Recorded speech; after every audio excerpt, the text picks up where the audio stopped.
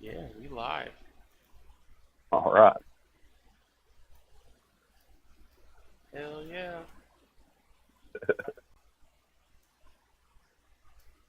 Yeah, you saved me on this one. Why? Watching Tangled. Oh, yeah. Well, we're gonna have like no viewers. Whatever. Whatever works. Okay. You you got the link? I sent the link into general. Okay.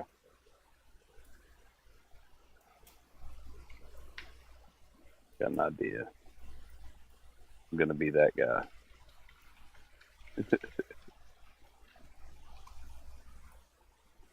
Let's see what we can get started here. There you go. Also, do not, if you're thinking about everyoneing people, do not everyone people. Oh no, no, no, no, no. Like, I like witnessed that one firsthand when I was working one day. someone's like, everyone. You know.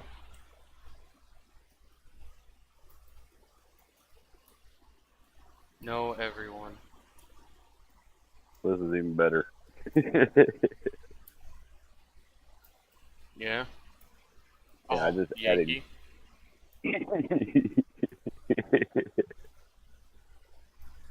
Oh, might as well, right? Yeah. So, we got an hour. 7 o'clock. It's time to talk about what you wanted to talk about, which is where you would go riding, right? Yeah. Oh, totally. And the reason why I brought it up is because a lot of it's like actually around here, and it's like places like you would have thought like when I said like destinations or anything like that. Can you hear me good? Yeah, I can hear you just fine. Okay, I'm on my Bluetooth headset and sometimes it crackles. Uh, a lot of times when people say like their ultimate destination they'd love to ride and stuff, you'd think like they'd be talking about like hopping on the bike and just cross country in and stuff like that. And I got some of those places too, but like a lot of the places that I want to hit really like hit on like our little ADV thing that we've been talking about forever. Like there's like my cousin is telling me all these roads just around here, like old fire roads, and apparently there's a ton of trails Mm-hmm. that are made specifically by the government for like off-roading, like for dirt bikes or ATVs or and Yeah. You can buy paper. You're in Georgia, right? So you can buy like yeah, a.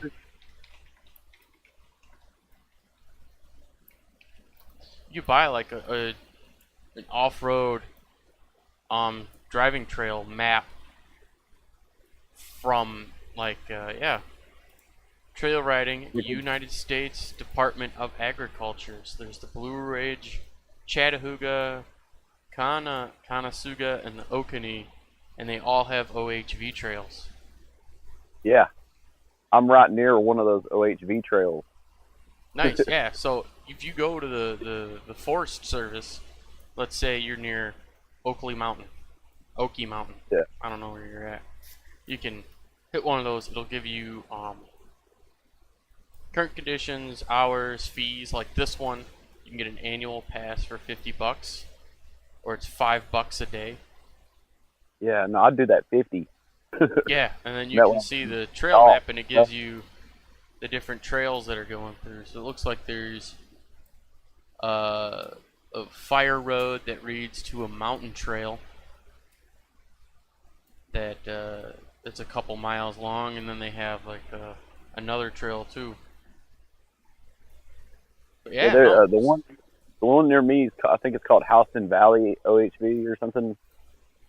But I didn't even know it existed, and I was working and just took the truck down the wrong road and saw it, and I was like, "Is that one of those things?" And I asked my cousin. He's like, "Dude, I hit that thing up all the time." And I'm like, "Oh my god." yeah, Houston Valley. There's a ton of trails. Wow, they have Yeah, one easiest, a bunch more difficult. They have two easiest, four easiest and a bunch more difficult. And it looks like it's a pretty decent trail sector, and you could have all sorts of fun there. Yeah, that's 10 minutes from me. Oh yeah? Yeah. Like, things just got a whole lot interesting once I found stuff like that out. I'm like, oh my God. It's just everywhere. I mean, because Chattanooga, I don't live in Chattanooga. I'll go ahead and throw that out there. I live like 20, 30 minutes below it. Mm-hmm. But if you're like a nature rider, like if you just like, I go riding with friends, we cut the corners and go through the mountains and stuff. Yeah, that's cool. But really, like what I want to do is like just get somewhere, somewhere amazing, like some waterfall back in the middle of nowhere, or just anywhere. Basically, like the premise of where I see myself going as a rider is like having a setup to where if I wanted to, I could just drop tent. Yeah, I don't know if you can drop tent near OHV trails. According to the one, no, you can't those. No.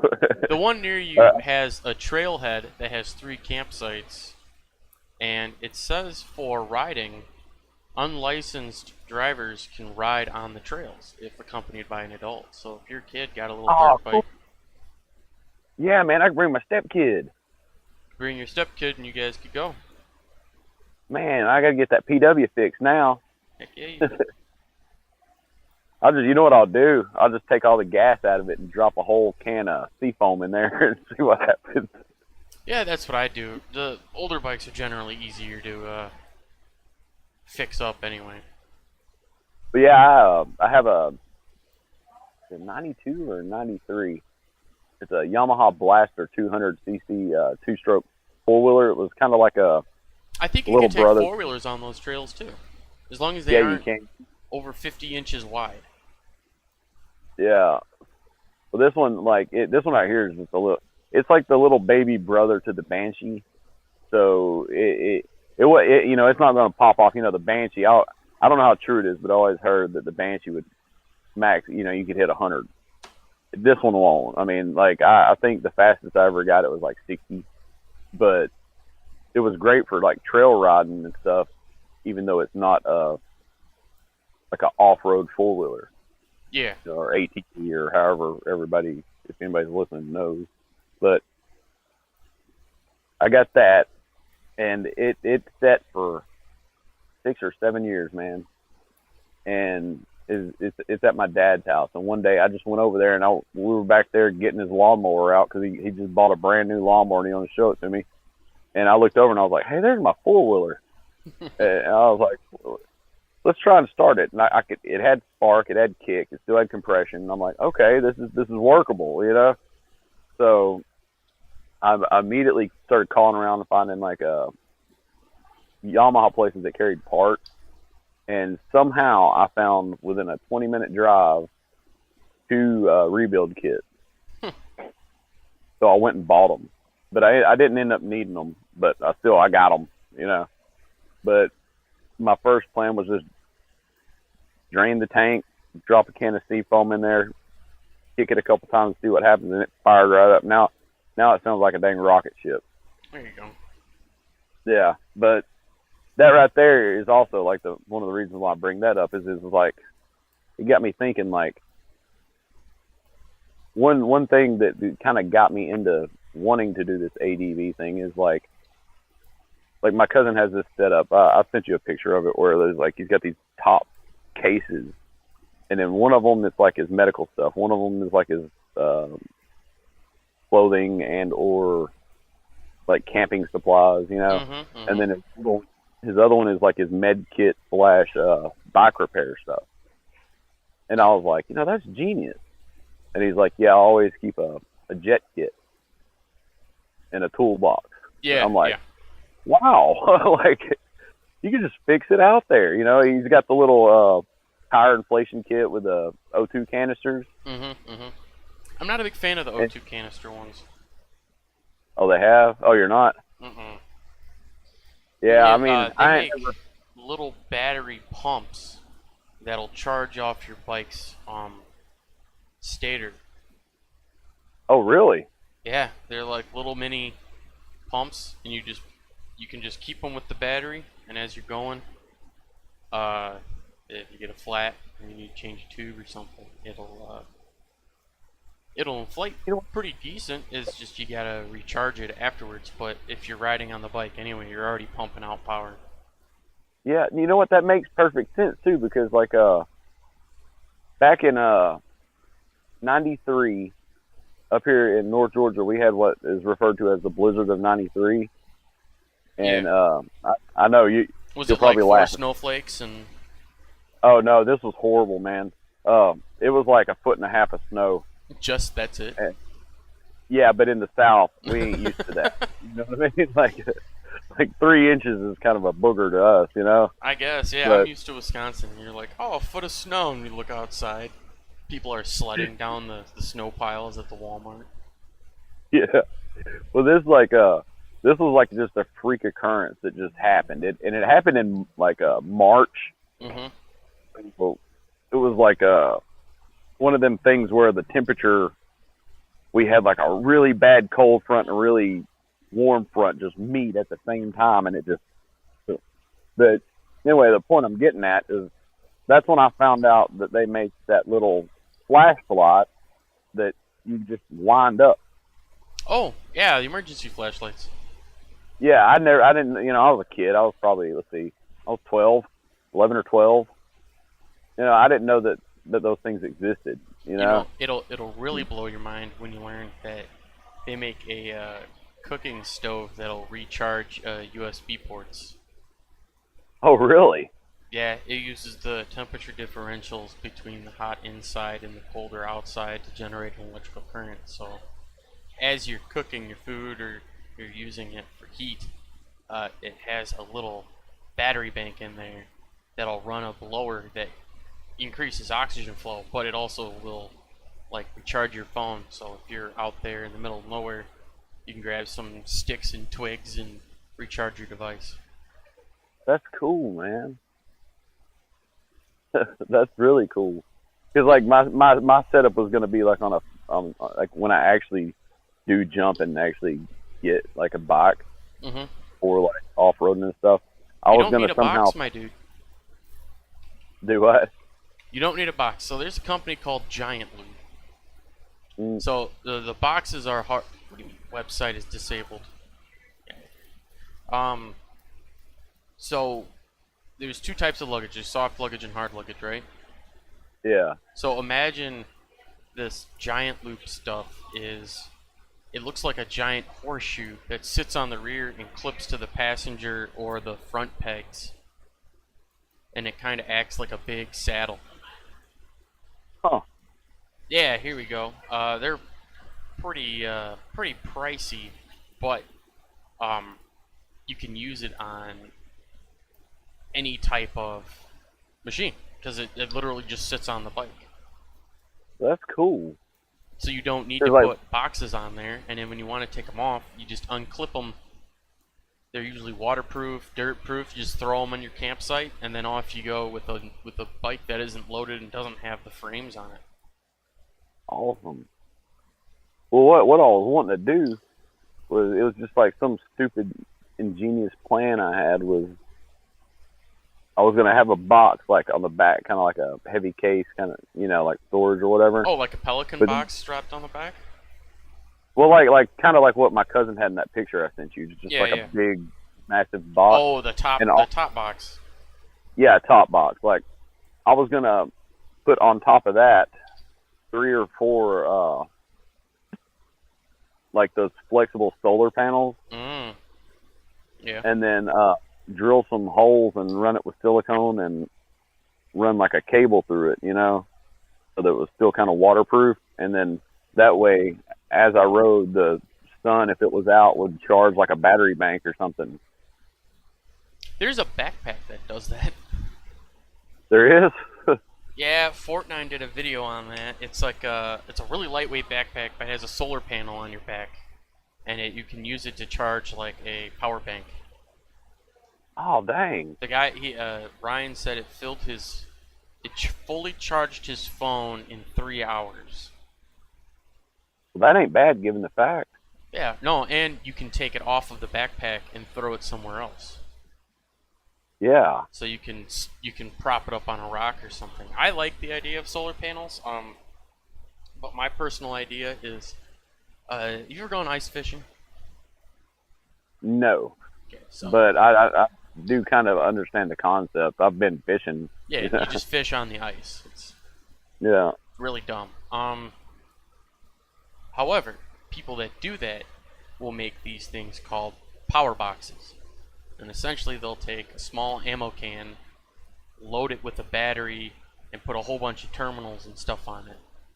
And use that for all their power when they're in there. It'll power their radio, it'll power their phones, it'll power a heater. So my goal for my bike is to make a rack that sits on the side and it holds this power box and wires into my stator. That's genius. So as long as the bike's running, I have power.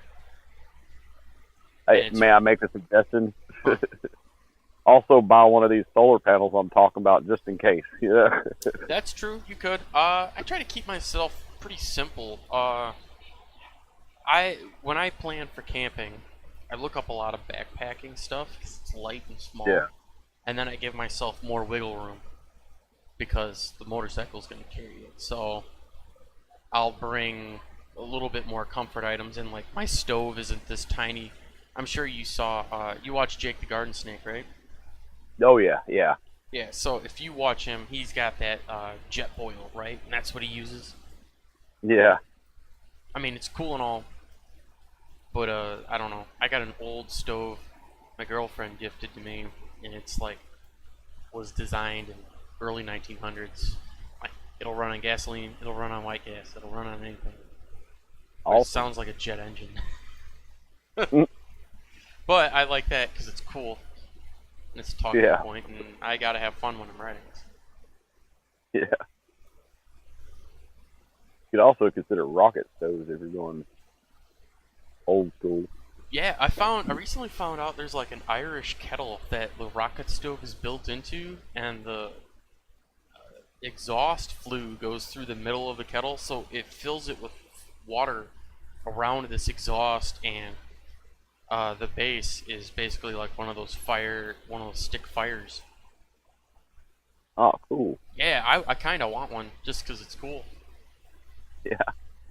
I've had plans for so long of making one of those rock stoves out of a bucket and Instacrete and what's that stuff called? Is it not?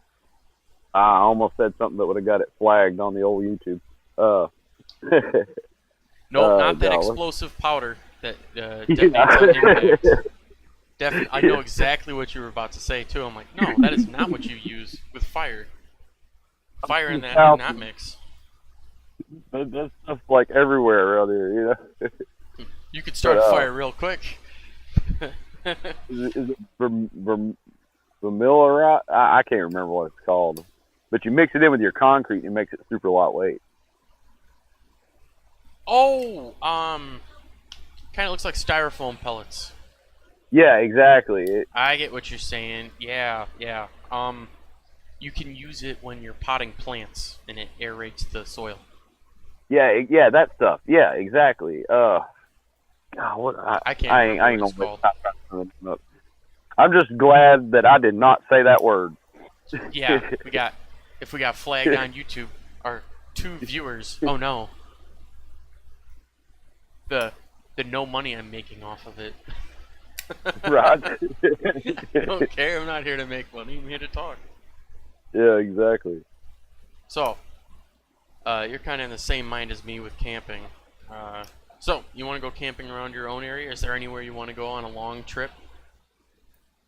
Well, that's the cool thing is there's like so many places around here that I didn't even know about. Like, there's I'm in like North Georgia, so I'm like kind of in between like Chattooga County or Walker County if you're looking at a map. There's this one place that we used to always go camping at. It's called Pigeon Mountain. Pigeon Mountain? And yeah, it's great. It's got the world's biggest cave. Caves? It's called Emerson.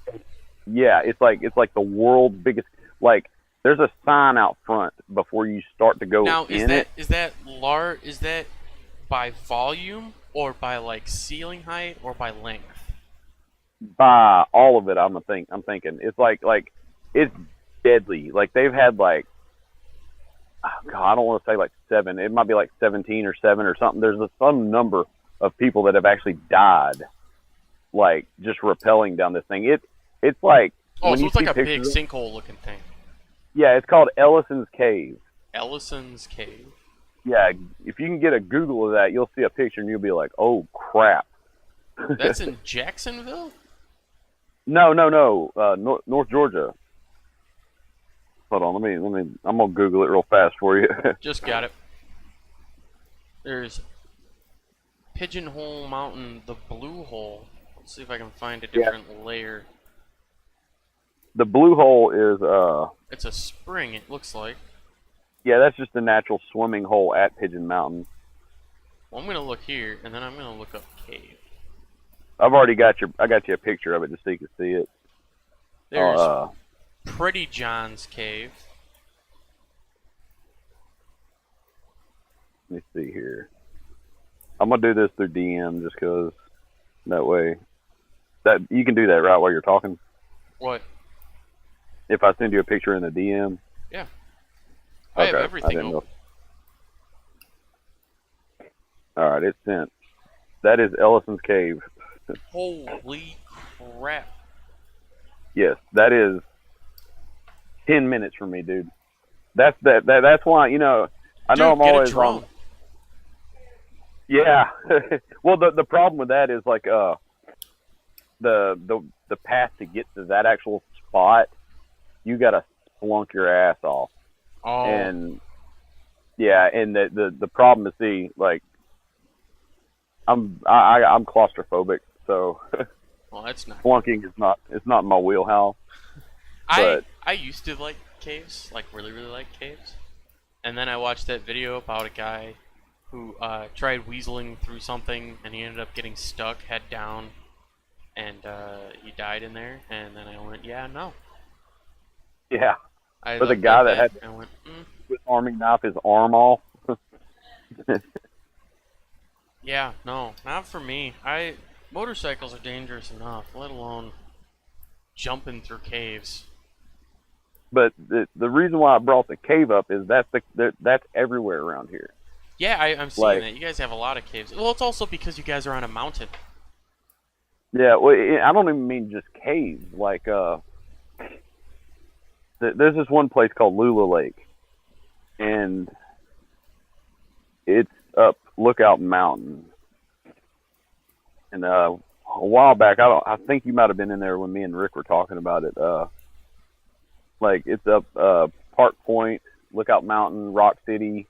I'm trying to name things that you might have heard of. Ruby Falls. No, if you go, man, this is a place in Georgia, I'll go, yep, Atlanta. That's about all I know about Georgia. I'm not a big Georgia person. I don't know much about Georgia. But the reason why I bring up the Ruby Falls thing is because in the early, I want to say in the early 1920s, maybe. It's this place where you take kids and stuff, but like it's like all like, I don't know how to describe the place. It's all like built around natural environment, but it's kind of like a amusement park in that way. But there's no rides. I don't know how to describe it. You walk through like passes, like little passes in between crevices called like Fat Man Squeeze or. But anyhow, when they first opened the place, they tried to like come up with like a really like a way of getting everybody to show up. And so like one of the first forms of billboard advertisement was from Rock City. Oh, nice. And what they would do is they had this one guy, and they'd give him buku loads of money back then. You know, that's probably like $1 back then. I don't know, but he would go around and he would pay farmers, and he would say, "Look, I'm going to give you money And in return, what I want to do is paint your barn, and I'm going to paint it red with a black roof, because red, there's a reason for the red with a black roof, like red pop, but it also, they back in the day, they used a form of paint that kept bugs from getting to like cedar and all wood and stuff. Yeah, it was red because of the rust that was inside of it, if I recall. And the rust Yeah, kind of kept it all away. Yeah, well, so like he would go around, and these farmers, well, not just farmers, but anybody that had a barn, if it was in like a road location, he'd pay them to let him paint their barn, and on the roof he would paint Sea Rock City. Oh, and nice.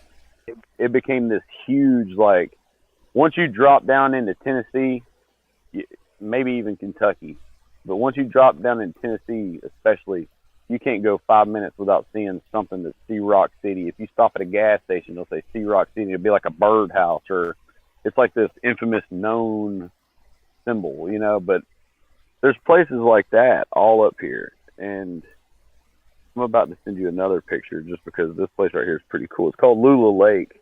The only problem with this is you gotta, somebody actually owns it, like it's like a land trust. Mm-hmm. So you can't just walk up on it. You have to have, like, I don't want to say a ticket, but like you have to have a form of permission, you know? Yeah, I hear you. But it just, you know, when he told me that, you know, that there was one of those things over here, just, I mean, like, literally, man, I could be there in 10 minutes. Yeah. I mean, and I could be having a hoot.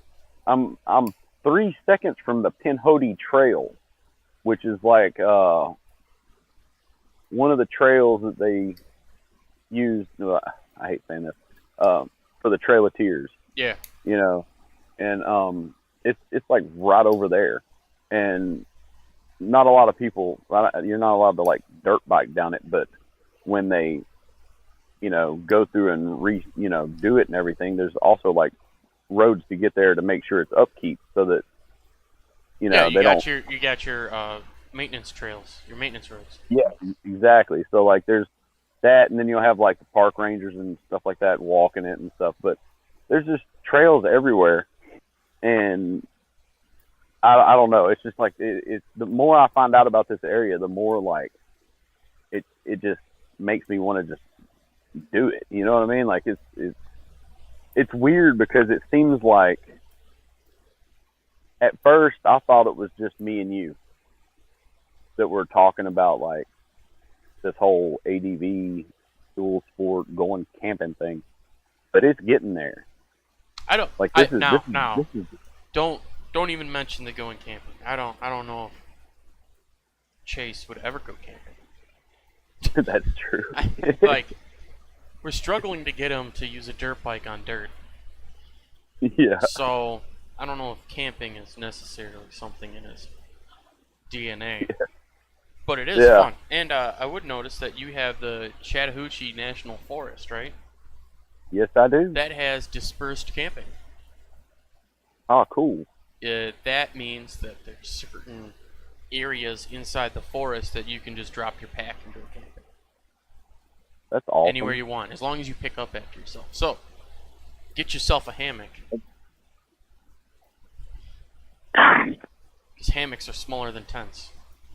Yeah, and they got some good hammocks now too. Even a traditional hammock. I know Jake has one that lays flat and is all fancy. Dude, 15-degree angle, you're laying. I slept in a hammock for like 3 months as my primary bed, and it worked out great. Yeah. Down here, I kind of need something that'll get up in the air, because we've got bears. So. Oh yeah, I guess a hammock is kind of a floating candy tree. Yeah. But like tents are the same way. So, you know, it's like I was thinking of hammocks, but I'd need something serious because like I don't have a fear of heights. I'm not gonna say that, but I do have a fear of dying. And you know, once you get up a certain amount, like to where they actually, I mean, they could probably still climb a tree and get to you, but once you get up high enough, you know, I don't want to find out the hard way that my knots didn't hold. Yeah, you know, I mean, when it comes to bears, I'm not worried because bears don't really like people, and the bears around you, they aren't grizzlies, right? Grizzlies are northern. We got the black bears. Yeah, and black bears are little bastards. They don't care. Yeah. They just care about food. You could probably yell and scream at a black bear, and they'll be like, "Oh no, time to run." Yeah.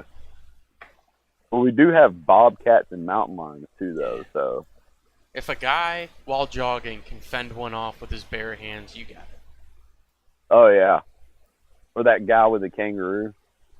Yeah, no, I still can't believe a guy. He's like, yeah, I was jogging and I turned around and there was this mountain lion on me, so I killed it with my bare hands. I'm like, oh god. Oh, He was out jogging and ends up killing a mountain lion with his bare hands and dragging it back. Oh. there is a YouTube video I saw one time, and you talk about like, it's hard to get like a video or anything like that to put like any kind of heebie-jeebies in me. Mhm. But this video, it actually had me scared for this guy. Like I was feeling what he was feeling. He was like doing like some kind of hike, just hiking. I mean, you might have seen this because it went viral there for a minute. And out of nowhere, he just kind of glances up, and on top of this big rock, there's a damn mountain lion just stalking him. Mhm. And the next like 5 or 8 minutes, however long the video was, he's walking down this trail backwards with this thing just like creep stalking him. Yeah, well, predators are usually pretty smart.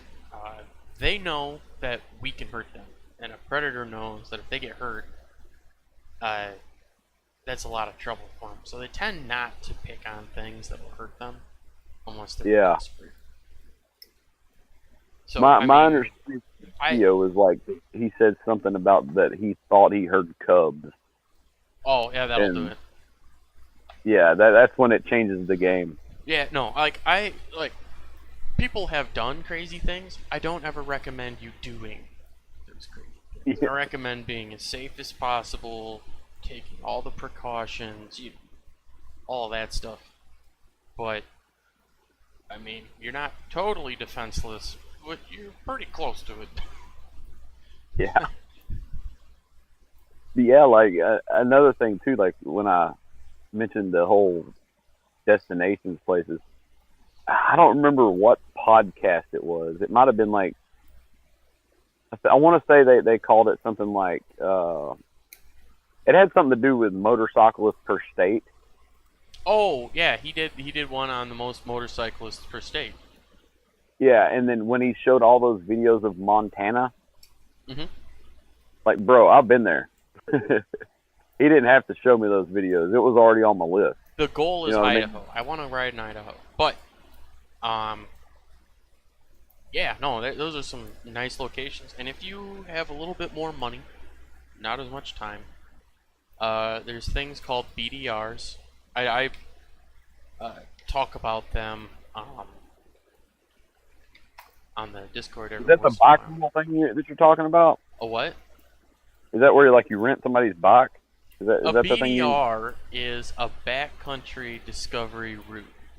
So you go to this BDR thing and you say, hey, I want to do this Idaho BDR. And they'll give you the routes and stuff. But they also do tours, and they're sponsored by BMW. So you fly out there, you'd hop on a GS, and you'd go with a group of people and take like the Idaho one is just over 1,200 miles. And they give you what you'd see throughout the day. So you'd have section 1, it says Jarbidge to Pine, 174 miles.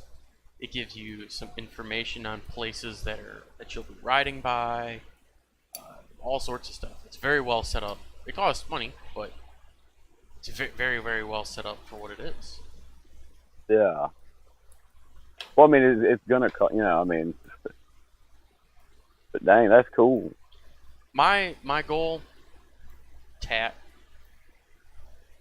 I want to do the TAT, What is that? the Trans-American Trail, Oh, okay. the one For that some goes. reason, I sparked back to the day that everybody was talking about working out, and I was telling you to try that. Nope, nope. This is the Trans-America Trail. It is an off-road centric trail. Goes from the Looks like Atlantic Ocean to the Pacific Ocean.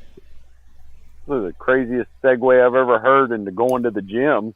Yeah. We're talking about destinations. My destination is the gym. That's the only place I want to go. Yeah. So it goes from where? It goes, so if I look up Trans-American Trail, I should know this all by heart. It goes, you can start in Cape Hatteras, which is off North Carolina, or New York. And it goes through the middle of the United States, essentially. So you go through North Carolina, Tennessee, Mississippi, Arkansas, Oklahoma, touch into Kansas, Colorado, Utah. Splits off in Utah. You can either go to LA through the Grand Canyon, through Tucson and that, or you can go through Nevada to Oregon. But the new ones,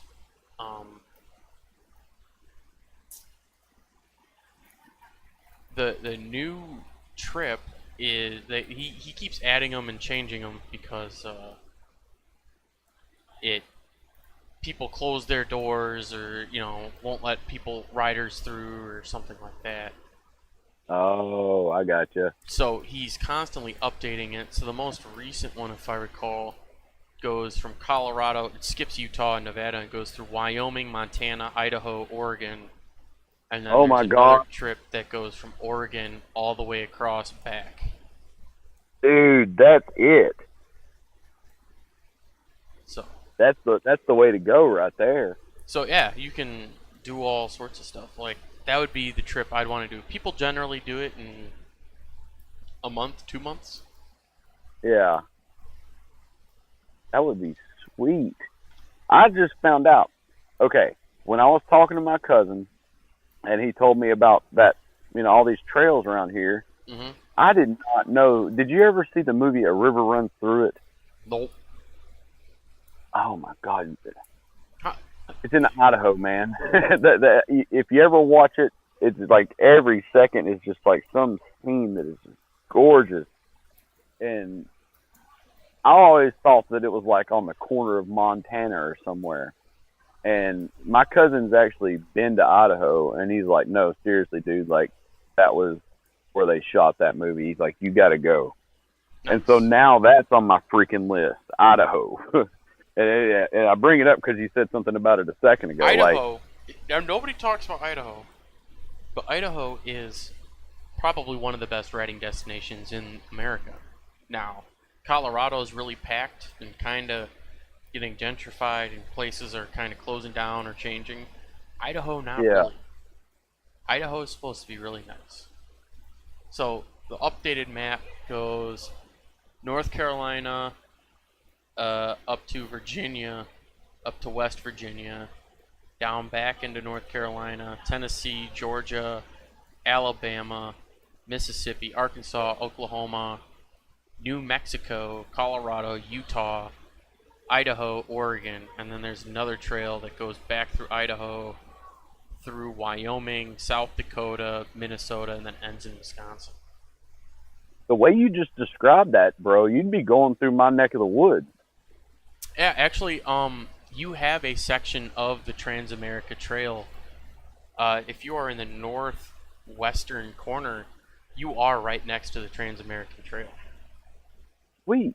So, and same thing with Chase. So I'm surprised when they do ADV, they don't look at the Trans-America Trail and try and hit up all the way to North Carolina from it.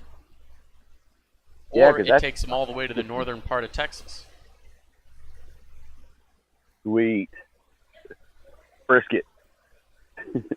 Yeah, no. So I always say it's Sam Carrero's the guy that kind of made the Trans-America Trail. He does a lot of the footwork. You can find GPS trails that vary from it, but I'd buy his. So he has GPS tracks and roll charts, and by roll charts, it's like Dakar rally roll charts. Like, it's a piece of paper you roll up and you cycle through it. Now this isn't a race, but people have done it on everything. Groms. I think there's a guy on a Harley that's done it, and it's like pretty intense stuff too. Dang. There's always going to be those guys, though, man. Yeah, I mean, the best adventure bike is the one you got. Yeah. I know That's why marketers don't want I you to keep hear talking that. about slapping some dang 80/20s or something on the Duke and seeing what I could do with You it. could probably be fine. Get some fork savers. Yeah. Those like little neoprene things that slide over to keep dust and dirt from slamming into your seals. Yeah, and you know the cool part about that is it's the same exact front forks as the ADV. So all I'd have I to don't actually doubt do, it. so I just have to buy the fork seals from the like the covers from the ADV. And then get a little bash plate. Yeah. Yeah, TRex makes one. Yeah, well, I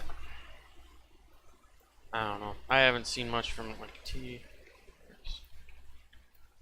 My cousin bought one. He I showed you the bike. It's a NCX 700, I think. Yeah. Or, Let's look. I think it's a 750 yet. I think it's back when it was a 700. But he bought one off TRex, and he said it's the greatest thing he ever bought for his bike, except for when he's got to change the oil. So that tells me right there, at least all your important stuff underneath the bike would be covered. You know. You can also get a center stand. Ooh. So yeah, they just make that. So they have luggage racks, center stands, engine guards. You can buy side luggage with cases. Oh, dang. So the skid plates. Are you talking tourist, or are you just talking in general? For a KTM 390 Adventure. Oh, okay.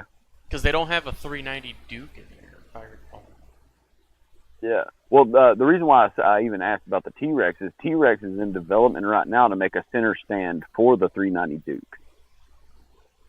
And the only thing is it's for the 21-22s. Oh, they already have it. It's $200. Yeah, well, that was the last time I looked. I ain't looked in a while. I'm wondering if it'll match up, because I don't know what's really changed about the bike other than like the fairings and the headlights and stuff. That's why I like Suzuki. If it fit on a DRZ from the 90s, it'll fit on a DRZ from right now. Exactly. But no, you're that in prime real estate for anything relating to ADV and camping, and I'm pretty jealous. I would love to come down and try it out. Actually, let's go. How far away is Atlanta from St. Louis? Driving wise, oh, you're talking about from St. Louis? St. Louis, Missouri. And we're gonna go Atlanta, Georgia. I'll go ahead and take all the stuff to Atlanta. Like, if you map it to Atlanta, you're going too far. Yeah, I'm just trying to get a general thing. 8 hours. And that's funny too, because I've been to St. Louis and I can't remember. You're still in St. Louis, right? I'm north of St. Louis. Yeah, just like the general vicinity. Yeah, if you're in St. Louis, you're within 40 minutes of me. Oh, okay. Yeah, I've been there before, and we was only there for like a day or two, but I don't remember it taking that long. I mean, I'm sure it was like an 8-hour drive or something, but 555 miles. Dang. See that I think, okay, this is where I can explain where I'm coming from with this whole camping and outdoorsy thing. Me and my parents have always been those people. You know, like I never was a big hunter, but I always loved fishing. Mm-hmm. You know, we always did outdoorsy things, and when I was 15 years old, my dad mapped out an entire like 2-week trip, and he just hooked up the camper, and we brought one of my cousins, not the one I keep talking about, but another one. And if you've ever seen me post a picture of a matte white Harley, it's that guy, you know. Mhm. But I bring him up because he also, if you ever hear me talk about my dirt bike days, that was the guy that I was doing it with. Like me and him, if we weren't out in my papaw had a field, and they were going to build some ponds, Mhm. but it was like dead of summer, and so they dug them up with bulldozers and stuff, and we just kind of asked them, what are y'all going to do with that dirt on the edge right there? And they're like, we're going to move it.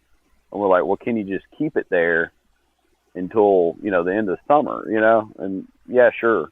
So we ended up making a little motocross trail, and that's how it all started. You know what I mean? Like, we had already had the bikes forever. We just never, like motocross. Yeah. But yeah, anyway, what I'm babbling. We when I was 15, my dad, he mapped out this whole trip, and we just connected up the camper and took off. And we went up through St. Louis and cut through Kansas. I think it has to be Kansas because Kansas City, right? Mhm. There's two Kansas cities, isn't there? Like one in Missouri and one in Kansas. There is a Kansas City, Missouri. Yeah, I want to say that there's one when you cross the line as well. Kind of like Augusta. There's two Augustas. But anyway, we went that way. We went through Kansas, and I don't know how all we went, but I know we ended up going through Kansas, Montana, Colorado, Utah.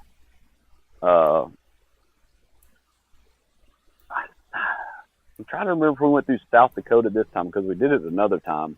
And one of the times we went through South Dakota just so my dad could see Rushmore. Yep. But then we dropped down and we went into New Mexico, and that's where I fell in love with the Hatch chili. If you ever find one of those, oh my God, it's worth its money. We left from New Mexico and started headed back, and we ended up somehow getting through Texas and Oklahoma, or Oklahoma then Texas, or something like that. It was like the greatest trip I ever went on. But what it made me realize was that I really love outdoors. Like I see, like I've lived in Atlanta. It's nothing to talk about, man. It's just a bunch of a-holes that don't know how to drive. You're in a city. I mean, you constantly got to have your head on a swivel. I don't want that life. You know what I mean? I want to be out in the middle of nowhere where I'm not 30 minutes from somebody, like just in. But that trip was kind of like what kind of put my thinking pattern of the way I wanted my life to go in motion. And ever since then, it's just been like, if we ever get a chance, we just go fishing or we go camping or we just go out here. And then I start realizing like, hey, you can do that on a bike. Mhm. Genius. I mean, that makes it even that much better because, here I'm going around camping at, campsites and stuff, KOAs or whatever you call them there. And here I could just We have hop on the campgrounds bike. up here. Don't you worry. They're not all KOAs. Well, you know what I mean, though. Like, that's the only like one that I could say out loud that I know that more people would know KOA than they'd know Bills down here. You know what I mean? Yeah, I get what a KO is, sir. But yeah, like on a bike, you could. I mean, like Jake even had a video. This last one he posted where they ended up doing it somewhere like totally illegal. So that's stealth camping. Totally possible. If you want to do stealth camping, I highly recommend you get a not very flashy bike. Kind of get very dark or neutral colors to blend in. I've done it. Maybe like a camouflage 2021. So the goal, KLX, the point is to stealth camp, but not make it look like you're stealth camping. Because you don't want to camp off the side of the road, and then if someone notices you, you don't want it to look like you've got this whole setup and your entire purpose is to stay not noticed. Yeah. The goal is, if you're on a bike, like, drape your jacket over the reflectors like you're hanging it out to dry. kind of get stuff set it up and then just keep a low profile, because that way if a cop comes knocking at 2 a.m., you know, sorry officer, I was tired and don't have a lot of money, so I was going to stop somewhere. Yeah, that makes perfect logical sense. You don't want to seem like you're doing something with bad intentions. It's got to seem like just accidental. yeah, it's not pre-planned. Like I've never had a campsite turn me away. To be honest, though, even if they were full, they're like, "Well, we'll see if we can find you something." And you end up camping somewhere weird. Because I've camped a lot of Wisconsin, a lot of northern Illinois, because that's where I grew up. Illinois is trash. Wisconsin's where it's at. Never went to Wisconsin. Wisconsin is beautiful. Wisconsin is very beautiful. Just not at this time of year, right? Oh, it's pretty when it's snowing out. You get a lot of pretties. Actually, I went to college where they have the world's largest M. You could see it from Google Maps. Dang. Yeah. The world's largest M at Platteville, Wisconsin. That's where I went to college. This tiny little town. And from there I went all the way up. I did Wyalusing. I did all sorts of stuff. I went everywhere. I took my cars and bikes on ferries, drove around, and all sorts of fun stuff. That's awesome. So I'm really excited to go camping because the Mark Twain National Forest is on the other side of St. Louis. So I want to try that, and Shawnee is pretty close too. I cannot remember where we stayed. It wasn't in St. Louis. Yeah, nobody stays in St. Louis. Not even the people that live in St. Louis. Like, we stayed somewhere though. I can't remember, but I can tell you after that trip we took, like my list like just changed automatically. Like when I was growing up, I always wanted to be that kid that moved to New York City or somewhere fancy where I wasn't anywhere near a bunch of hillbillies, you know. But then we took that trip and I realized like easily freaking New Mexico, Montana, some parts of Oklahoma were awesome. More on the What we gotta do is we gotta get this adventure rating thing going.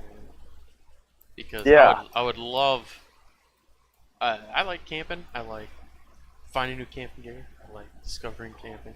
I would really like to do a camping trip and go from the border all the way through Mexico and Guatemala and all the way to the I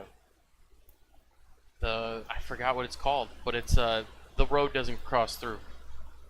You can't actually drive from North America to South America. There's a stopgap of a jungle. Oh, is it Panama Canal? No, it's not the Panama Canal. The Panama Canal lets ships through. Uh-oh. The Darien Gap. The Darien Gap. Oh. So if you end up in Panama, you can only drive. There's only so far you can drive before it's literally jungle until you get to South America. So if you want to take your bike around, you have to fly or put it on a ship and have it sail. You can go through, and people have done it, but one guy tried doing it on a GS, and it took him 3 weeks to move like a couple miles. Yeah, no. Well, think about like a rainforest and driving a bike through a rainforest. Yeah, no, I could see that. Because it was like, we got these mountains here, and our mountains, I don't know how other mountains are, but our mountains are known for having just big old mountain rocks, just randomly. And a lot of the times you won't see them because of the terrain will be like up, like so steep that once you get going, you don't know which way your path is. And then by the time you find one, you find it the hard way. You know, and I'm sure that's probably like that everywhere, but that's the way I grew up riding up stuff like that. Yeah, I had farm fields. There was not a hill in sight. It was all farm fields. Oh dang. Dude, Illinois is literally flatter than Kansas. Dang. And Kansas is That's mathematically too. flatter than a pancake. Yeah, because that's the one thing I remember. I remember two things from Kansas. We ended up stopping to camp, and I cannot remember where it was, like the town or anything like that, but I just know it was in Kansas. And we stopped at a campsite, and every car in the campsite, the windows and windshields were busted and all this junk. And me and my dad are kind of like looking around like, maybe this is the wrong place. You know, like maybe we done into some middle of nowhere hood area or something that we didn't know about, you know, but he goes in to talk to him anyway and comes back out and he's like, oh, okay, yeah, we're good, we're safe. And I'm like, oh, okay, well, why's all the windows busted? And he's like, oh, a tornado came through here yesterday and it brought one of them hailstorms, so we should be fine. And I'm like, I don't know, I like my chances better back when I was thinking it was hood, you know? Street smart guy here, by the way. I could almost get myself out of almost any situation. Yeah. No, there's Not all tornado. sorts of trips I want to do. I want to go to the southernmost point of the Americas, Ushuaia. I don't know. I want to head Is there. I want to go all the way up to Perudo Bay. Where's that? That is the top of Alaska. Oh man, that'd be so cool. Have you seen the Revzilla video of them riding C90s all the way through Alaska? No. Yeah, they rode not a C90, a CT90 and a Trail 125 no, I did see it. through Alaska. I didn't. And Perudo Bay is the most northern part you can ride or drive to without requiring like a plane or a boat or something. Yeah. You know, I have seen that. I watched like the first little bit of it, and then it was one of them nights where I had to hit the sack and go to work, so I ain't got back to it yet. It's kind of like that the Ewan McGregor one where they up. He has up, down, and around. Yeah, there's like 3 of them. Yeah, and, I really liked the Around the World ones. Now, I think they were cheating. They had a whole bunch of support and like 3 trucks following them. Yeah. But the one I'm talking about in particular was kind of like definitely cheating because they did it on like I guess what you'd call the live wire now. Oh yeah, like, yeah. They did the up one. Yeah, yeah. The long way up. There's the long way around, the long way down, long way up. Yeah. And they did the long way up with Rivians and a live wire and a diesel generator. Yeah. You know, though, that just doesn't that just seem awesome? I mean, like, screw it, they're on live wires, you know. Just the in general, like the trip, like once you make it to where you're going, you just did something freaking awesome. I mean, that we need money, my dude. I tell myself that every day. Yeah, I I need look at my everything. paycheck and I go, I need money. Where are you? See that? Everything paid for, and then I need to hit that Georgia lot. They got a Georgia lottery you can hit up here, and it's called Bills for Life. Yeah, you know, I've never had a good chance with the lottery. Everyone plays the lottery, and you only hear of like one person that wins the lottery. Oh, yeah, I married her. I'll tell you that story too. So whenever me So and my that's how wife you got a first- bike. Oh no, I kind of tricked her into that one. Whenever we first met, we'd go on dates and stuff like that, and every time she'd be like, "Can you stop at this gas station?" And I'm like, "Yeah, sure." And you know, she'd go in or something, and she'd always come back and have won like $500 on a scratch off. See, I feel Like, lottery is a very much southern thing. it's got to be. Illinois doesn't have much of a lottery. We just have slot machines in every business. Well, you know what though? You know the money is probably made in the South, but if you look at it, it's always won up north. Like there's one stretch of road in like well, maybe Powerball and stuff, but usually each state has its own lottery. Oh yeah, I'm talking Powerball on that one. Okay. Like yeah, there's a stretch of like you don't join the Georgia lottery, and then some guy from Illinois goes, "Haha, take that, Georgia people." Yeah.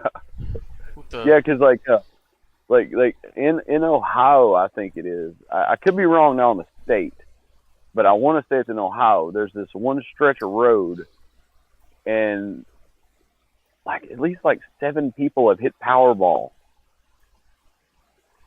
and it's like it's only like like a road. Like how is that possible? Why can't it be me, man?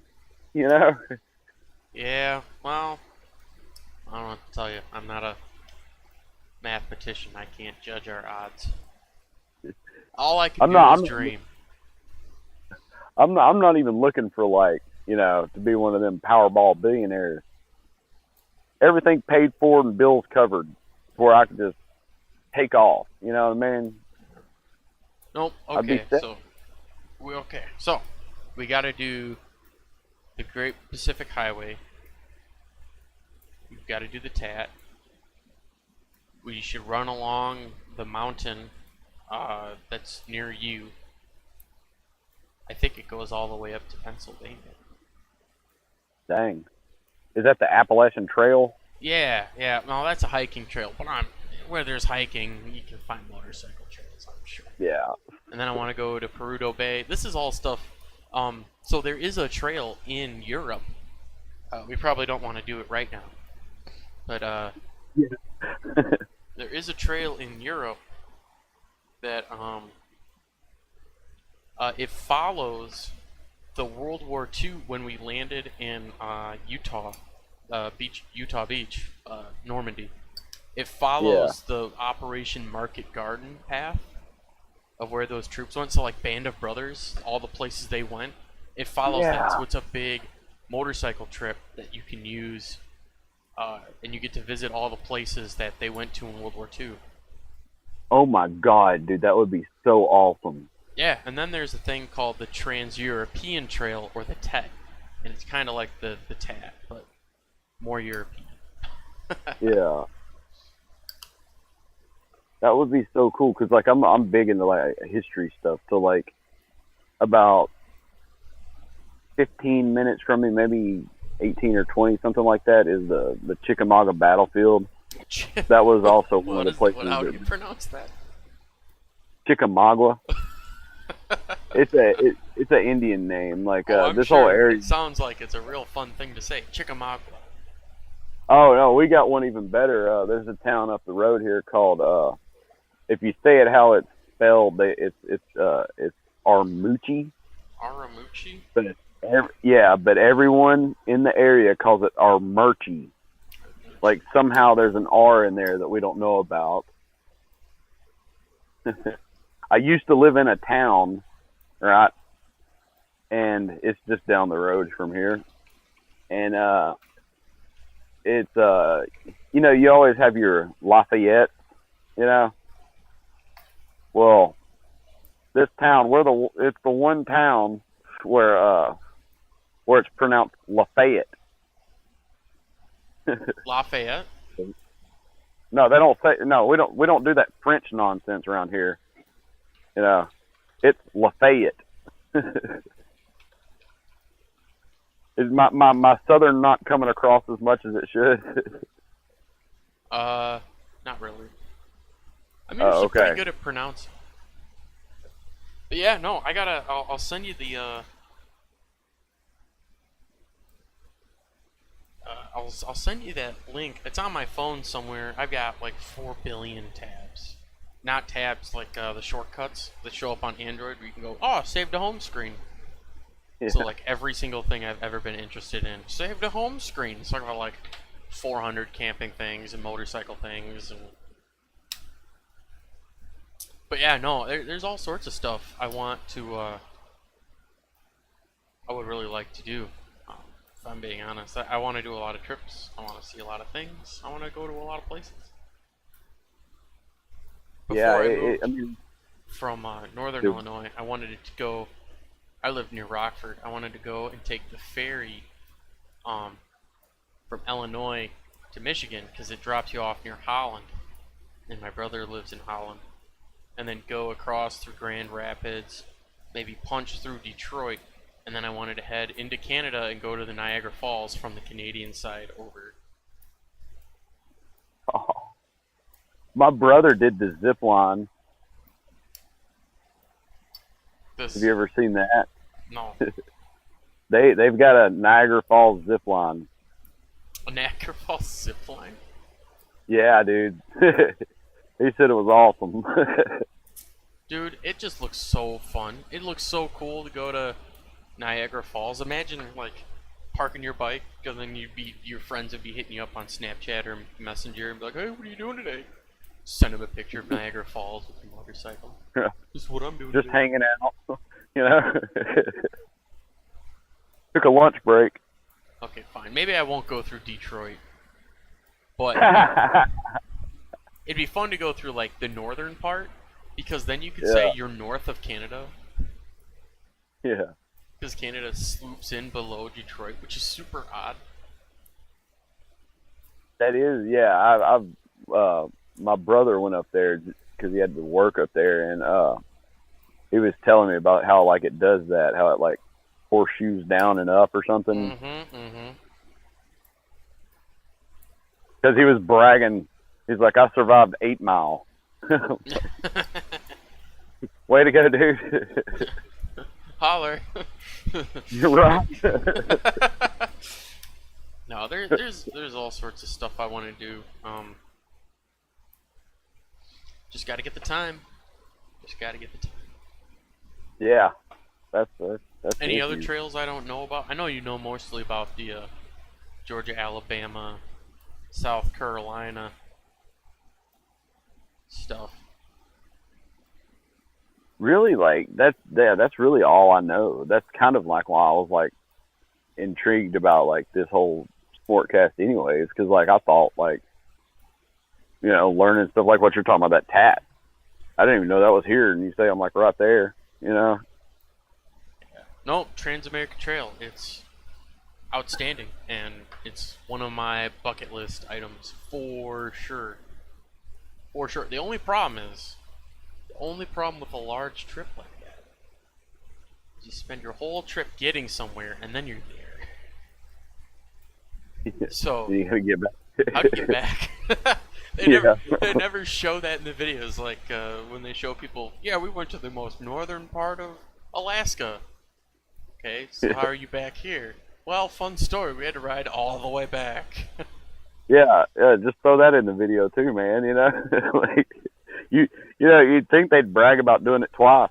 There and Back Again by Bilbo Baggins. Hey, that reminds me. I forgot to tell you. I come up with a great name for. I know we call it the Smortcast, but I thought of a great name. Yeah. If we ever do it like this, like again, where it's the same night as Chase does his, and we do it after, Call it the after we could party. no, after the chase.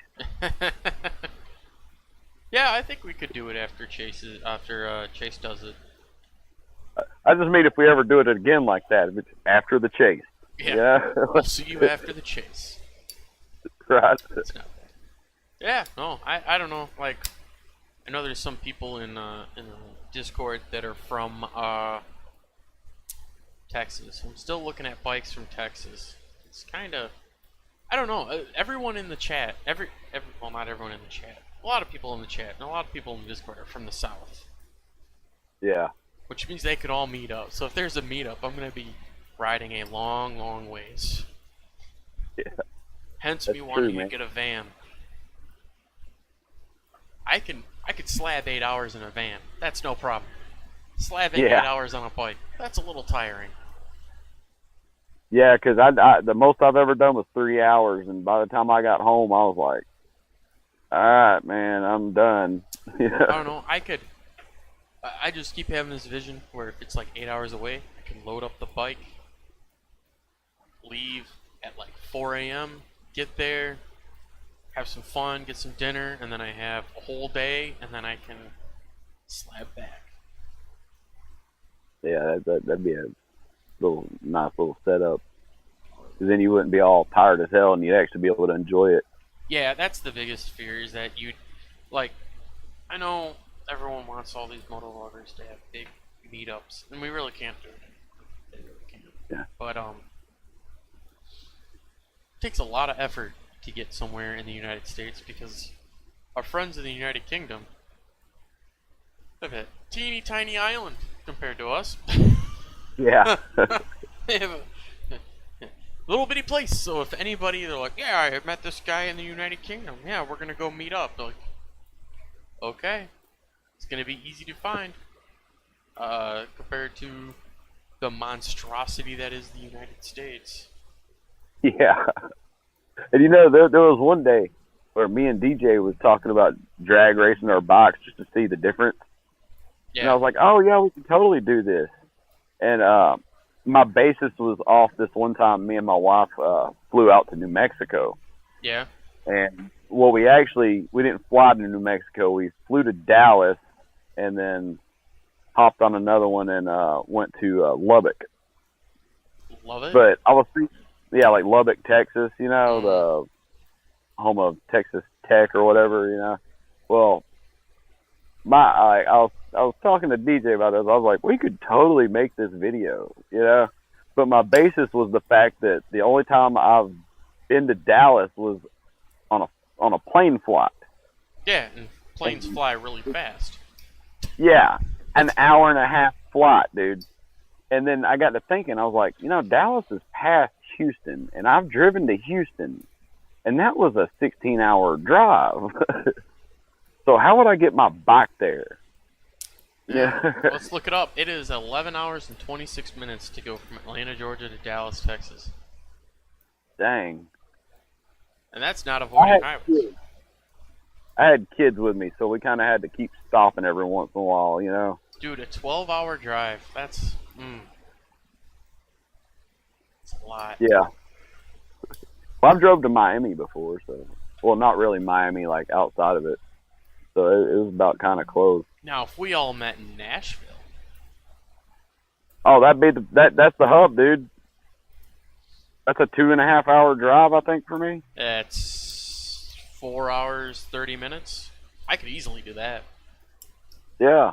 300 And miles. Nashville. If I took the Superhawk, it's only 3.5 pit stops.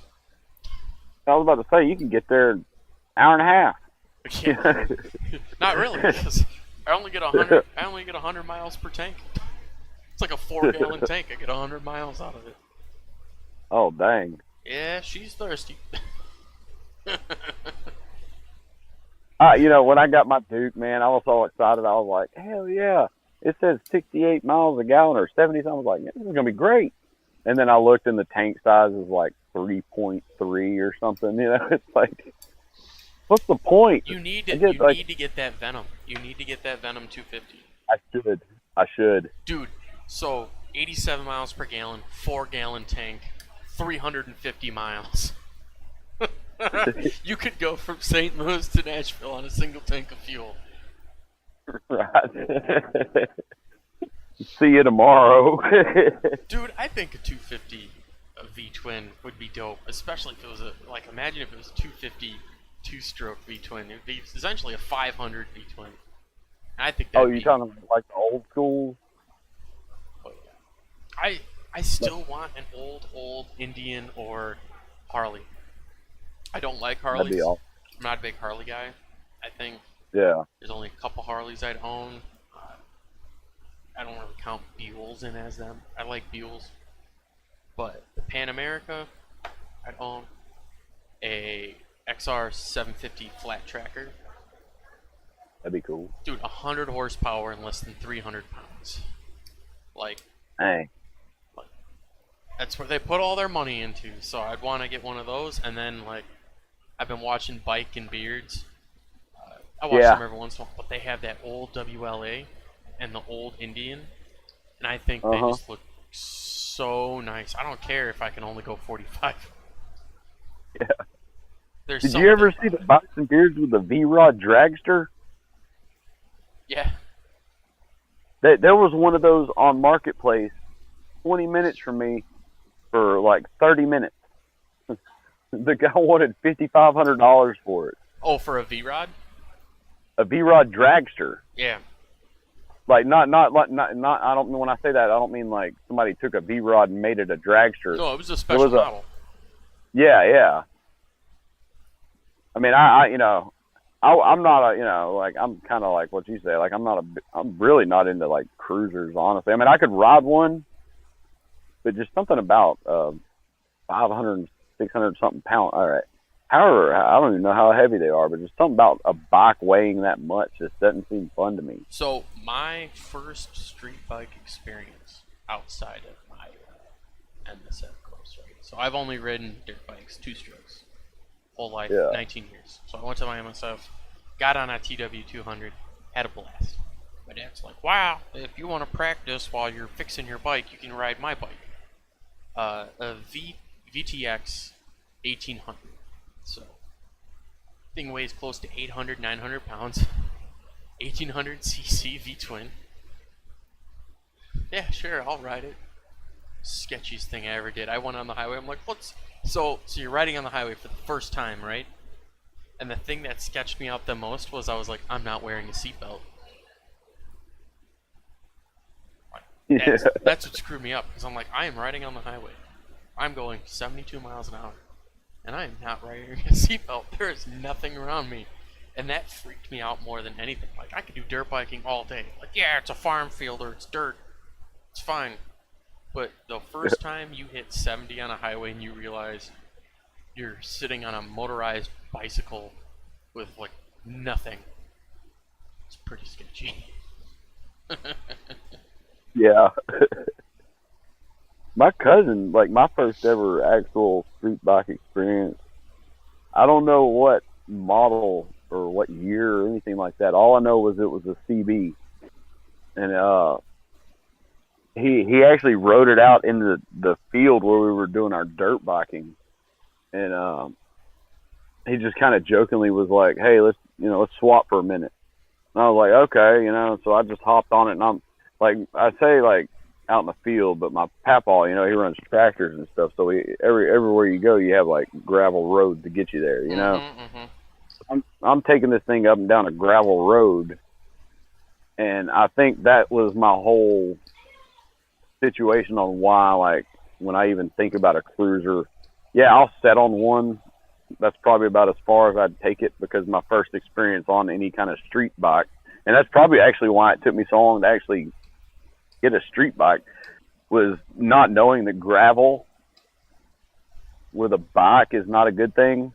And I just assumed that it was like that all the time, even on like pavement or asphalt, because it slipped and slid all over the place and it just was no fun. That's the fun part for me. So my GS, for those listening, it is not a BMW GS. It's a Suzuki GS. Far superior. You got the good one, The old ass GS. Yeah. The one that they didn't have out when they came out with the BMW GS. So I have a whole bunch of gravel roads near my house, and that thing will fly down gravel roads, no problem. It is so well, because it's a universal motorcycle. It's meant to be like a cruiser standard. It's supposed to be an amalgamation of everything, a neutral bike that can cruise and has some balls to it. So it'll do rooster tails in the gravel. It'll cruise. It'll do everything. So I don't know. As soon as I kind of got my legs under me, that I'm going to start riding on the street. It took me a couple years to actually pull the trigger, but once I got into it, like, gravel roads are great fun. I'm sure if you put some 80/20s on your little Duke, you're going to be trying to fishtail everywhere. Yeah. Yeah, because that was the issue, was like the tires. Oh yeah. It wasn't really, like now that I think back, at least that was the issue. Because I mean, Well, think I about it. Think I about had it. just You're how old? I don't know your age. I'm not gonna say your age, but you're how I, old? How far has tire technology progressed since then? oh yeah, Like, the biggest thing that allows cars to go faster is tires. Tires have gotten really, really good. yeah. That and the trip out the field, I was on my dirt bike, which had knobs, Oh yeah. and so it just kind of threw me for a loop. I didn't put it together, that it was the tires, and I just assumed it was a cruiser bike thing because it was the weight. You know what I mean? Like I'm hopping off a little. What would you say? A dang RM 125. What is that, like Oh, that's maybe 280? that's like 200 pounds. That's not 280. That's not pushing 300. That's like Yeah, 250. It's a little 125 two-stroke. yeah, Let's look it up. I'm gonna say it's 80s. No, 90s. yeah. It was a 97 or 96. It's hard to remember all of them. I'm sorry. 191 pounds, an RM 125. Had a Dang. 2-gallon gas tank and weighed 191 pounds. So it is. That bike's literally lighter than me. Yeah, me too. I love And brownies. right. That's another thing too. Like when we discuss like bikes and stuff, I know like my list is all over the place, but one of the main things is when I used to dirt bike, I used to remember if I got into a pinch, if I fell over, oh well. If I got it stuck, just kill it off or try and walk it out, or if you couldn't, pick it up and move it. Yeah. You know, I mean that, and then you see all these like T7s and any kind of actual ADV bike, and I'm looking at them like in person, and I'm like, yeah, I ain't picking that thing up. So that's where I get at. Like, I watch, we watch Chase, we watch all them, and they all like, oh, you could get an 890, you could get all. So if you talk to the people that have been doing it a while, they've all tried them, and Chase's WR250R, if you could buy that, that would be the ideal adventure bike for you. You throw a giant loop bag on there, and people have done the tat on them with great success. Oh dang. Like, I know I slap on Yamaha a lot because someone asked to. Yeah. 90% of the servers Yamaha. Someone's got to slap them around and tell Suzuki. But a WR250R or WR250X, they don't make either of them. The X was the supermoto version that they only made for a couple of years.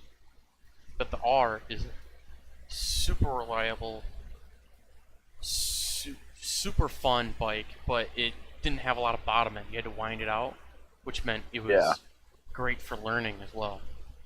You didn't have to worry about that hit. So if you were to buy Chase's WR, which I don't see him riding, so I'd put in an offer at market value and see what happens. Yeah. Trade him a Duke. dude, this your Duke would slap it on the street. Your Duke would slap a WR silly on the street, but that WR will obliterate your Duke or almost any adventure bike short of like a $20,000 KTM with a rider that knows what it's doing. It'll slap them silly.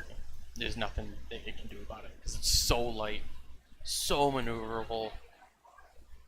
It's insane. So if you're gonna do trail riding, if you're gonna do all that, a 400 and below is what you need. You don't need a T7 unless you're going, or a big bike unless you're doing tons of miles to get to the trail. If you live, like you say, you live near the trails, Yeah. man, get a little 250, get a 300, 400. I'd avoid a 450 because race bikes are scary. they hammer hard. but I would get one of those. A WR250R would do you great. I know you're looking at the DR650, and the DR650 is great if you want to road trip somewhere and then do trails. Yeah. Well, I'm also that also brings me to what I was telling you about before we started this SmartCast. Like tomorrow, I think I have planned out what might be a great day. A great So I got day. to looking. Yes. I got to looking, and I live near Rome, Georgia. It's probably just 20, 25 miles from me, and they have a Yamaha dealership, Mm-hmm. and they also have a Kawasaki / Suzuki dealership. That makes The sense. Yamaha, yeah, the Yamaha dealership has the new MT-07, which I've wanted to set on because I've set on every single one of them, and it just seems like they're getting bigger. And if that's the case, if I actually went that direction, then I'm just going to find a FZ. Screw it, because they weren't. They're getting that gas tank's getting swole. I don't need it in my way. You know? But they have one of those, so I thought I'd swing by there on the Duke, just to give me a reason to ride the bike. Mm-hmm. The Kawasaki Suzuki place, they have a KLX 300 Supermoto. Ooh. Yes. Now, mind you, it's the blue one, so if I'm going Kawasaki, it's green. I know, but I'd at least be able to sit on it and feel it out. They have the KLX non-Supermoto, but get ready. You ready? Mm-hmm. They have a DRZ 400. There you go. And I'm going to put an ass in the seat and a leg over. They're tall. I hope you understand how tall they are. Oh, yeah, I believe you, because I've sat on that damn 690 KTM before, and good Lord. If it wasn't for that little suspension drop, man, I put it to you this way. When I sat on that bike, I'm almost 6 foot tall, and if the suspension if it wasn't kind of a little loose in the back, Mm-hmm. there's no leg down. You be doing a lean. I mean, it's sick. So I will let you know, a brand new KLX 300 is under $6,000. A brand new I know. DR7 I know. BR 400 is like just under $8,000. Yeah, I know. It's all a matter of, like where I want it to go. Like the Supermoto, that'd just be fun. That's kind of like why I always kept talking about the CRF 300L or whatever, because it could be a dirt bike. You know what I mean? I mean, they both. But that's all Supermoto is. It's a dirt bike. Yeah. Well, I've been watching, keeping up with the Garden Snake series, and it's just like the thought of having a bike that you could just change a couple things if you have it set up right, and it could be a Supermoto one day or a trail bike the next. Like that it just sounded like I was freaking out. I was like, this has got to be the perfect system setup ever for me. Like this is like when I want to just have something for going around town, or when cousin's like, hey, you want to go camping out in Booneyville, Alabama? Yeah, sure, let's go. Let me just swap the wheels and, this and that. And I mean, I know there'd be a lot of other things you have to swap, but nope. Supermotos and dirt bikes are so similar, as long as you make sure they have the same brake setup. Yeah, as long as that's each set of tires has the same brakes, it's literally just pulling an axle, throwing on the new tires, and putting on a chain. I also just saw the Kawai in blue, and I don't know why they would do that. It's gross. I really like Kawasaki's, but this is kind of a not bastard child. Kawasaki looking. It's just like a. Ugh. It's nice that the exhaust isn't this huge thing though. Yeah, and then if you look at the regular KLX, right? They had the I don't camo. know what. Yeah, that right there. Like, why is there not a supermoto in camo? I mean, there is. It's called the KLX 300, and then you just throw supermoto wheels on it. Well, yeah, but you know what I mean. Like, it's just like I don't know. I'm from I the mean, south, so if you want to we do got kind of something that you can swap, buy the one with the color you like, and then just swap to the the other side. swap the wheels. That's exactly what I'm getting at. I mean, because I've seen the KLX 300 Supermoto in person. Like, I've sat on one, They're nice. honestly. But yeah, I mean, the only thing was I sat on it for 2 seconds because the tag that said sold was hanging on the brake side. Oh. Yeah. And I got a rude awakening real fast. You know. Well, you sat on it. Oh no. Well, I put it this way: I didn't put weight down. I got a leg over, my butt got hit the seat, and old Johnny on the spot came up, "No, you don't, no, no, no." Yeah, and oh, my bad, bro. You know, I thought 5 seconds ago when he told me I could sit on any bike I wanted to, I didn't know this one was, in the sold pile. But yeah, that was actually a great experience that day too, because me and my wife, we had went up for our anniversary. We went up to Gatlinburg, Tennessee, which is kind of it's kind of around the Dragon. Oh, Like okay. we didn't go to the Dragon or anything, but it's in that area. But they actually have a mountain motorsports up there. So like, like it's hard to find places like that. And the reason why I bought my bike at Mountain Motorsports in Roswell is because I went to look at it, but I knew I could look at Yamahas, or I could look, I mean, like you don't see a lot of places around here, at least. I mean, it might be in America, other places all over, I don't know, but we don't really get a lot of dealerships that carry more than two names.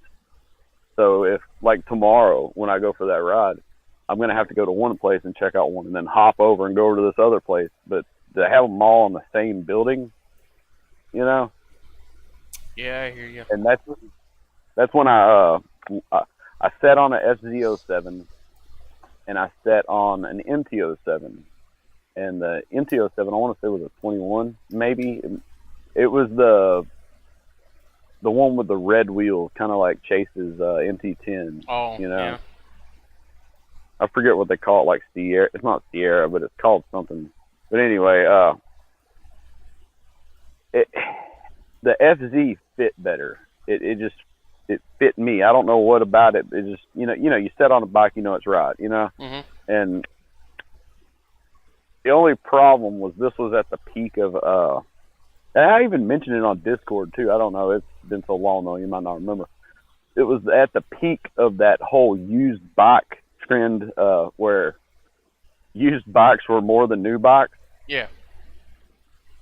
And they wanted, I mean, this FZ had 12,000 miles on it, and they wanted like $8,900 for it.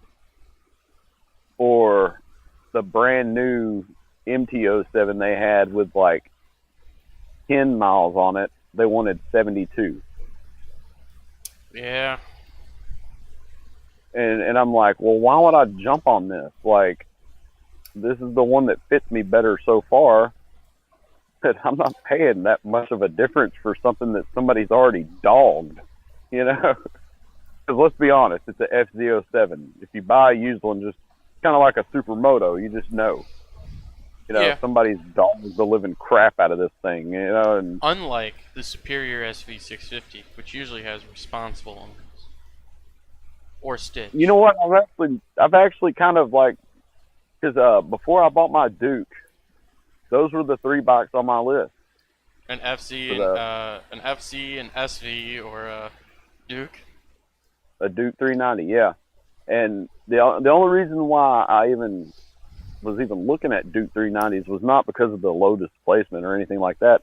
It was just because I wanted like a get me to work and back bike, and I didn't want nothing fancy, But at the same time, I didn't want to experience my first whiskey throttle.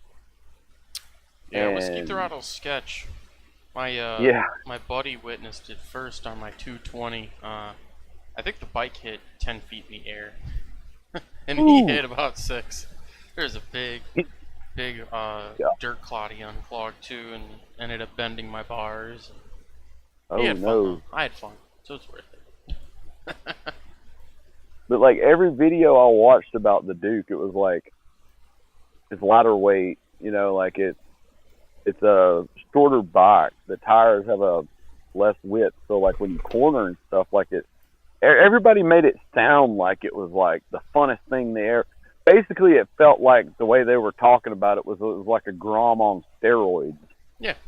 That could keep up with like basically I could keep up in the corners with like a SV or a FZ. You know, like now I'd be in eyesight distance from them, but I wouldn't be like right up their butt. But still, and then I found a hell of a deal, which was actually kind of the end game and why I got it. You know, like I found one of those deals where I could probably sell my bike right now and make $500 off of it. Yeah. Man, it is 8:30.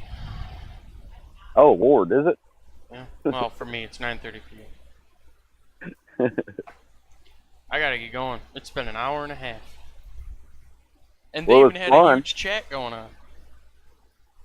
We did. Yeah. Wow. We had 3 people. Sweet. Heck yeah. We had Ghost, Yanto, and Dwayne. Awesome. Hell yeah. But anyways, I think I need to get cruising. It was fun hearing you take charge for a change. That was fun. Yeah, you like my little hypomanic can't shut up? It's okay, I get the same way about things. Just get me on an engineering topic, I won't shut up. Well, you know, like I don't know if you remember, like the last podcast we did or whatever. I was like, if you get me to where I just wing it, you know. Like I worked on the radio forever, so winging it, you know, like if it's scheduled, I don't know what to do, but if I just wing it, I'm good. I worked on the radio for never, so. Yeah. It's okay. They were saying you sounded like a radio person. AM coast to coast. It says that Andy sounds like a radio call-in. Awesome. So you better put that new mic your wife got you to work. Yeah, you know what? I'm going to. I'm totally going to. Okay, man. Well, I'm gonna head on out. I got stuff to do, like sleep. So. Yeah, right. So well, it was fun, man. We need to do more of these. Seriously, yeah, maybe we could do it every Thursday. That'd be awesome. Heck yeah. Okay, bud. Well, you take it easy. All right, we'll see you, man. Yep. And peace out, everybody. Yep. Peace. Later. Later.